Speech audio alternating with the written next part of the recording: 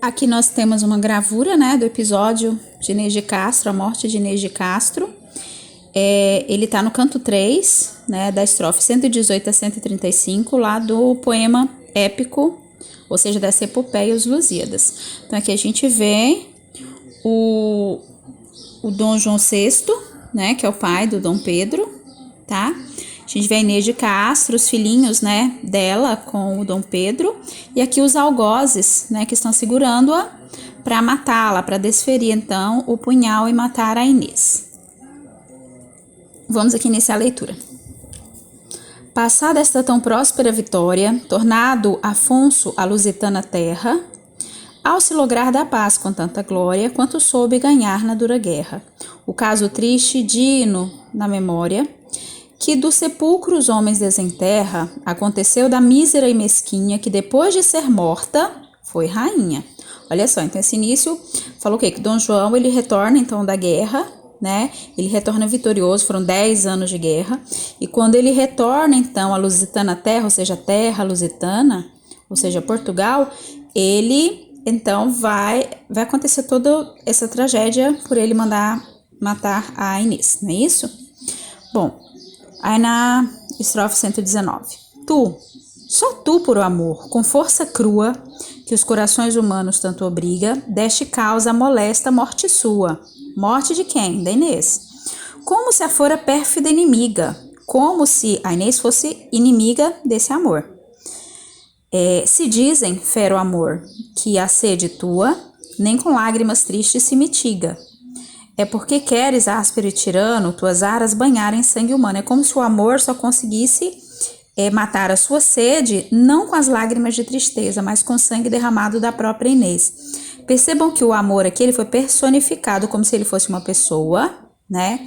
Ele é caracterizado como áspero e tirano, tá vendo? Áspero e tirano. Ele só vai se acalmar quando ele banhar em sangue humano as aras dele mesmo. E aqui a gente percebe que existe os hipérbatos, né? Tuas aras banharem em sangue humano. Então, em sangue humano, banhar tuas aras seria a ordem direta. Mas o poema, todo ele é escrito trocando, então, os termos, né, das frases, das orações, elas não seguem a ordem direta, justamente para dar o quê? Entonação e ritmo ao poema. Aí a gente continua. Estavas linda, Inês, posta em sossego, dos teus anos colhendo o doce fruto. Naquele engano da alma, ledo e cego, engano de quê? De amar o Dom Pedro, né? Que a fortuna não deixa durar muito, nos saudosos campos do Mondego. Dos teus fermosos olhos, nunca enxuito, aos montes ensinando e às ervinhas, o nome que no peito escrito tinhas. Então, quer dizer, a Inês, ela estava sossegada, né, colhendo os frutos da juventude dela, esse doce engano da alma que é o amor, só que a fortuna, a riqueza do Dom Pedro e quem ele era, não podia deixar isso de graça, né? Tá, então, vamos continuar então. E é bom relembrar também, como é um poema épico, assim como nos Lusíadas, na primeira parte lá do primeiro canto, a gente viu algumas marcas históricas, né, da variante histórica. Aqui também, olha só, fermosos, formosos, enxuito, enxuto, né, ou seja, marcas de variação histórica, arcaísmos. Continuando. Do teu príncipe ali te respondiam as lembranças que na alma lhe moravam, que sempre ante os teus olhos te traziam, e quando dos teus fernosos se apartavam. Então aqui vem falando que ela lembrava sempre do príncipe dela, que era o Dom Pedro. De noite, em doces sonhos que mentiam, ou seja, lembrando do Dom Pedro. De dia, em pensamentos que voavam. E quanto, enfim, cuidava, e quanto via, eram tudo memórias de alegria. Então, ela lembrava e pensava no príncipe dela, no Dom Pedro, durante o dia e durante a noite também. 122. De outras belas senhoras e princesas, os desejados tálamos enjeita. Que tudo, enfim, tu, por amor desprezas, quando um gesto suave te sujeita. Vendo estas namoradas estranhezas, o velho pai sisudo, que respeita o murmurar do povo e a fantasia do filho, que casar-se não queria. Porque nós sabemos que a Inês ela não era portuguesa, né? E aí o povo não queria o casamento dela com Dom Pedro. Outras princesas portuguesas foram prometidas para ele, mas ele não queria se casar com nenhuma. Então Então, esse trecho descreve isso aqui. Esse tálamo enjeita que o Dom Pedro está enjeitando essas outras moças. Aí a gente segue, né? Então, olha aqui, vendo o velho pai sisudo que respeita o murmurar do povo e a fantasia do filho, que casar-se não queria. Tirar Inês ao mundo determina. O que ele tá falando? Que ele vai mandar matar a Inês, né? Por lhe tirar o filho que tem preso. Crendo, com sangue só da morte indigna, matado o firme amor o fogo aceso. Que furor consentiu que a espada fina, que pôde sustentar o grande peso, do furor mauro fosse levantada contra uma fraca dama delicada? Então aqui ele manda matar a Inês justamente por quê? Porque o filho não quer se casar, acreditando ele que o amor do Dom Pedro vai morrer a partir do momento que a Inês for morta também e não existir no mundo. Continuando 24. Traziam-na os horríficos algozes ante o rei já movido à piedade. Mas o povo, com falsas e ferozes razões, a morte crua o persuade. Quer dizer que o povo convenceu então o Dom Afonso a matar a Inês, né? Ela, com tristes e piedosas vozes, saída só da mágoa e saudade, do seu príncipe e filhos que deixava, que mais que a própria morte a magoava. Então aqui o que ela diz, olha só. Ela, com tristes e piedosas vozes, saída só da mágoa e saudade, do seu príncipe e filhos que deixava. Então ela estava triste e saudosa do príncipe, do Dom Pedro, e dos filhos que ela deixava. Ela sofria por isso mais do que a própria morte. Para o céu cristalino levantado, com lágrimas, os olhos piedosos. Quem estava com lágrimas e com os olhos piedosos? A Inês, né? Os olhos, porque as mãos lhe estava atando um dos duros ministros rigorosos, né? Então ela estava presa, estava com as mãos amarradas. E depois, os meninos atentando, que tão queridos tinha e tão mimosos, cuja orfandade como mãe temia. Para o avô cruel, assim dizia, ou seja, para o Dom Afonso, o que ela dizia. Vamos ver o que ela diz? Aqui inicia o que ela diz, ó. Se, já nas brutas feras, cuja mente natureza fez cruel de nascimento, e nas aves agrestes, somente nas rapinas aéreas tem o intento, com pequenas crianças viu a gente terem tão piedoso sentimento, como com a mãe de Nino já mostraram, e com os irmãos que Roma edificaram. Ó tu, olha só, ela tá falando com o Dom Afonso diretamente para ele, ó tu, que tens de humano o gesto e o peito, se de humano é matar uma donzela fraca e sem força, só por ter sujeito o coração a quem soube vencê-la. A quem ela sujeitou seu coração, seu amor? Ao filho dele, né, o Dom Pedro.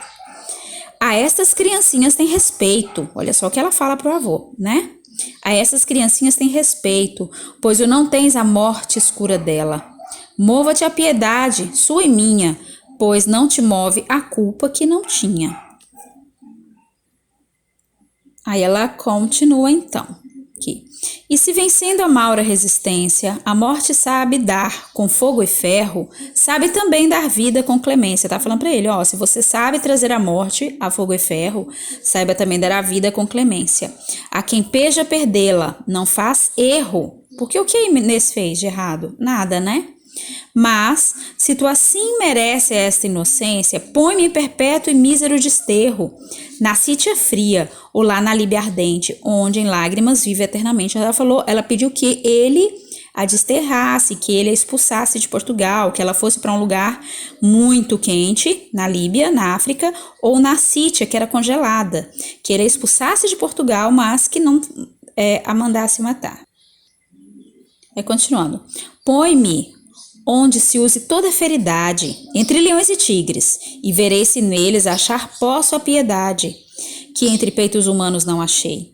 Ali, com amor intrínseco e vontade, naquele por quem moro, criarei essas relíquias, ou seja, esses filhos, essas crianças, ela chama os filhinhos dela de relíquias. Então, criarei essas relíquias suas, que aqui viste, ou seja, as relíquias são os netos dele, que refrigérios sejam da mãe triste. Aí na 130, olha só, queria perdoar-lhe o rei Benino, ou seja, não mandar matá-la, né? Movido das palavras que o magoam, mas o pertinaz povo e seu destino, que desta sorte o quis, não lhe perdoam. Então o rei queria perdoar a Inês, porém o povo mais uma vez subjugou a sua vontade. Então arrancam das espadas de aço fino os que por bom tal feito ali apregoam. Contra uma dama, ó peitos carniceiros, feros vos amostrais os cavaleiros. Então eles levantam, né, a lâmina das espadas para então matar a Inês lá. Qual contra a linda moça policena, consolação extrema da mãe velha, porque a sombra de Aquiles a condena. Com ferro o duro pirro se aparelha, mas ela, os olhos, com que o ar serena, bem como paciente e mansa ovelha. Na mísera mãe postos, que endoidece, ao duro sacrifício se oferece. Então, quer dizer, nesse momento, a mãe da Inês está enlouquecendo, endoidece, né? Um arcaísmo. E ela aceita a morte mansa, calma e quietinha, como se fosse uma ovelha mansa. Tais contra Inês os brutos matadores, no colo de alabastro que sustinha, as obras com que o amor matou de amores. Olha bem, mais uma vez, o autor, o Camões, ele vai colocar a culpa em quem? No amor. Então, as obras com que o amor matou de amores, aquele que depois a fez rainha. As espadas banhando e as brancas flores, que ela dos olhos seus regadas tinha, se encarniçavam, fervidos e irosos, no futuro castigo não cuidosos. Esse aqui já é o momento, na 133, em que ela já foi ferida de morte, né? Bem puderas, ó sol, da vista desses, teus raios apartar aquele dia, como se da selva mesa de Tiestes, quando os filhos por mão de Atreu comia. Vós, ó côncavos vales, que pudestes a voz extrema ouvir da boca fria. O nome do seu Pedro que lhe ouvistes, por muito grande espaço repetistes. Então aqui vem falando o quê? Que ela na boca fria, na hora da morte, ela falou o nome do seu Pedro, do seu príncipe. Aí aqui vai haver uma comparação entre uma florzinha que existe principalmente na Europa, que são flores bem pequenininhas, com a Inês, né? Ó, assim como a bonina, essa florzinha, que cortada antes do tempo foi cândida e bela, sendo das mãos lascivas maltratada, da menina que a trouxe na capela.